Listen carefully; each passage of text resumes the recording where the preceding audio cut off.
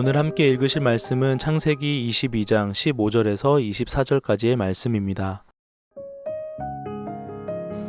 야훼의 사자가 하늘에서부터 두 번째 아브라함을 불러 이르시되 야훼께서 이르시기를 내가 나를 가리켜 맹세하노니 내가 이같이 행하여 내 아들 내 독자도 아끼지 아니하였은즉 내가 내게 큰 복을 주고 내 씨가 크게 번성하여 하늘의 별과 같고 바닷가의 모래와 같게 하리니 내 씨가 그 대적의 성문을 차지하리라.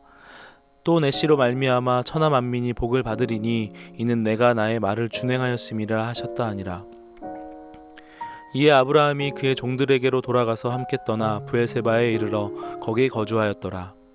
이 일 후에 어떤 사람이 아브라함에게 알리어 이르기를 밀가가 당신의 형제 나홀에게 자녀를 낳았다 하였더라. 그의 맏아들은 우스요 우스의 형제는 부스와 아람의 아버지 그무엘과 게셋과 하소와 빌다스와 이들랍과 부두엘이라. 이 8사람은 아브라함의 형제 나홀의 아내 밀가의 소생이며 부두엘은 리브가를 낳았고 나홀의 첩 르우마라 하는 자도 데바와 가함과 다하스와 마아가를 낳았더라. 아멘.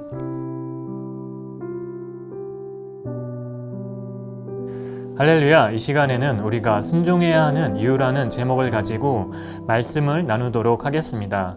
순종하는 자는 하나님의 뜻을 이루어 갑니다. 하나님의 뜻은 하늘에서 이루어진 것 같이 땅에서도 반드시 이루어집니다. 하지만 하나님의 뜻은 저절로 이루어지는 것이 아니라 하나님의 말씀에 순종하는 자들을 통해 이루어집니다. 하나님은 아브라함과 언약을 맺으신 후 그가 순종하는 자가 되기까지 오랜 시간 동안 연단하셨고 마침내 그가 하나님의 말씀에 적극적으로 순종하는 자가 되게 하셨습니다.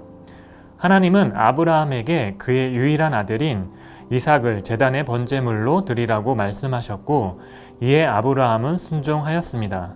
아브라함이 하나님의 말씀에 순종할 수 있었던 힘은 그의 삶뿐만 아니라 이 세상을 다스리시고 통치하시는 분이 하나님이심을 믿었기 때문입니다.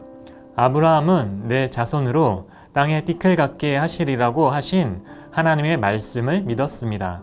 그리고 그 말씀이 그의 아들인 이삭을 통하여 반드시 이루어질 것을 믿었습니다. 그가 하나님이 능히 이삭을 죽은 자 가운데서 다시 살리실 줄로 생각한지라. 비유컨대 그를 죽은 자 가운데서 도로 받은 것이니라.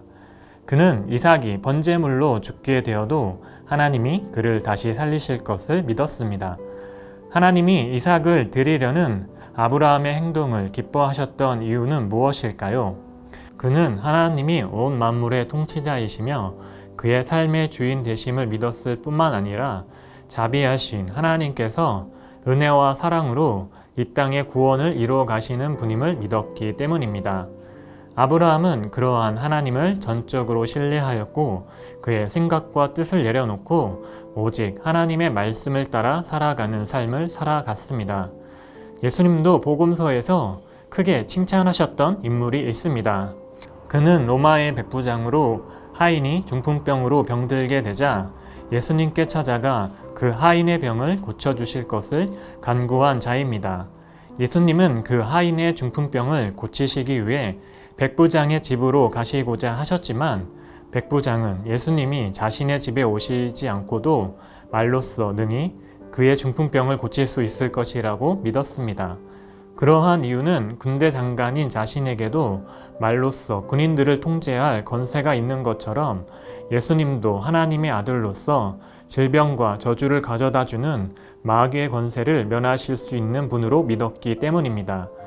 예수님은 이러한 백부장의 믿음을 칭찬하셨습니다.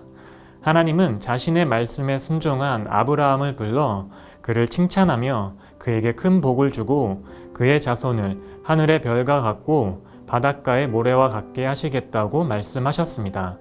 여기서 하나님께서 말씀하신 복은 이삭을 통해 그의 후손이 번성하게 될 것뿐만 아니라 아브라함의 믿음이 이삭에게 전해진 것처럼 그의 믿음이 자자손손 전해지게 되어 그의 가문뿐만 아니라 많은 사람들이 하나님을 알고 믿게 될 것을 말씀하시는 것입니다.